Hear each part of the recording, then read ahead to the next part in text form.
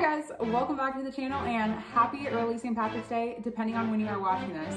If you guys are wondering why I'm at a different angle, if I move this way, we're getting like that goldeny hour, but this is not gonna work for an intro. One of the really cool things about what I do here on YouTube and Instagram is that I get to meet so many of you guys from all around the world. And one of you guys is actually from Dublin, and I'm like, okay, what should I make? You guys said your favorite meal, bangers and mash. Bangers is a word for sausage, and then mashed potatoes. So sausage, mashed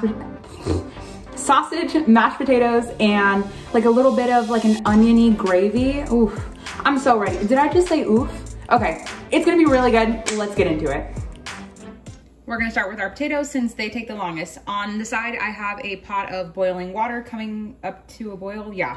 And we're just gonna dice our potatoes just pretty small. The smaller you cut them, the quicker that they cook. So always working with a flat surface, just small chunks. Remember, smaller, quicker they cook, and we're pretty hungry here, so we're just gonna go with a small little cube. And I'm just using 4, but probably it equals to like 2.5 potatoes because these are really small. You do not have to peel them. It's completely up to you however you like your mashed potatoes. I wasn't too precise because you guys can see I left a few little pieces, but like I said, we're hungry. Once all your potatoes are chopped, then add it to your boiling water. Remember, the water is really hot, so try not to splash yourself. Then we can add about a good teaspoon to a teaspoon and a half of some salt, because salt loves just add some salt and then mix. I'm gonna let them go for about 12 to 15 minutes. We're gonna start with 12 and then we'll go from there.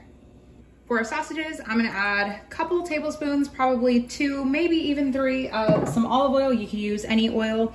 Then we can add our Johnsonville brats. These are the cheddar brats, so cheese and sausage to me just works. So we're gonna add all 5 of these.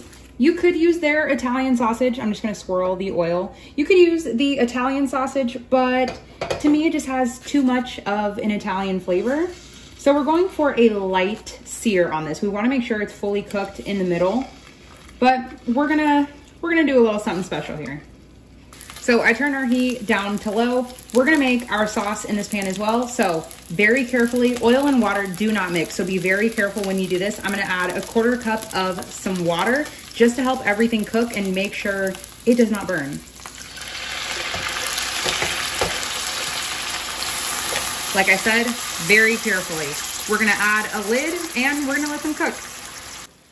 But before we add our lid, turn the pan back to medium. Now I know some of you guys are thinking, why would you not pierce the skin of them? If you pierce the casing, I mean, not the skin. If you were to pierce the casing, since they have cheddar in them, it's just gonna seep out and then the cheese is gonna burn. It just doesn't work. I've tried it before. So just leave them intact and add a lid so then all the steam and everything cooks it all. About 3 minutes later, we're just gonna check on them.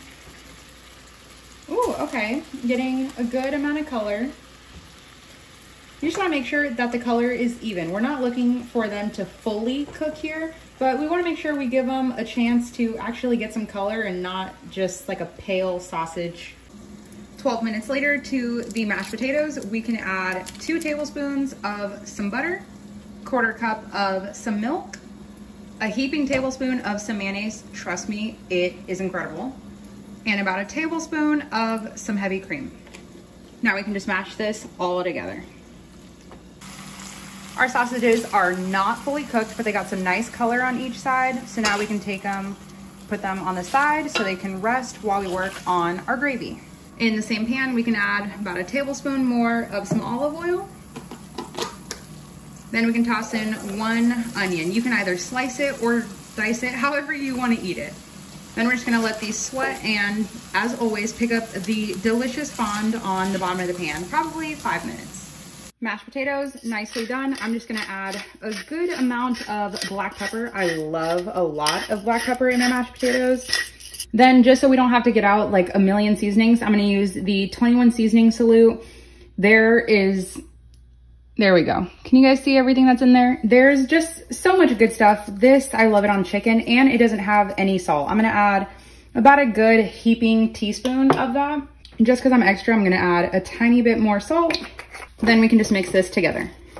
Onions look great. I'm gonna add about a tablespoon of some garlic. Then we can give this a mix.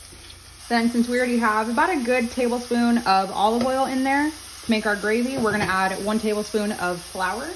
Then as always, you wanna cook out the raw flour taste and just make sure you coat all of the onions in it. Then about 30 seconds later, we're gonna slowly add in 1 cup of some broth. You can do chicken broth, vegetable, whatever you have. Make sure to continuously keep scraping. Now I would say a cup is about the max you wanna do, but just really go based on your preference. Some people love a really thick gravy, some people love a thin gravy. We want no lumps in here, so we're just gonna press on the little clumps of onion where there might be flour hiding, and just wait for it to come up to a light little boil. I'm gonna add about a teaspoon of some parsley, about a half teaspoon of some thyme, some black pepper, and a little pinch of salt. Then just give everything a stir. This looks pretty good. I'm gonna add a little bit more broth. There was a cup in here. I'd say I'd used about 3/4. I like a pretty thin-ish gravy. Then once our gravy is almost where we want it, then we can add back in our sausages to finish cooking. That's why you don't have to be too particular in the beginning. I just don't want a sausage that looks like this. Then you can add any of the little resting juices as well. Then again, add the lid and give it about 5 minutes. And I almost forgot about a teaspoon of some Worcestershire sauce. And just like that, dinner is served. Happy St. Patrick's Day.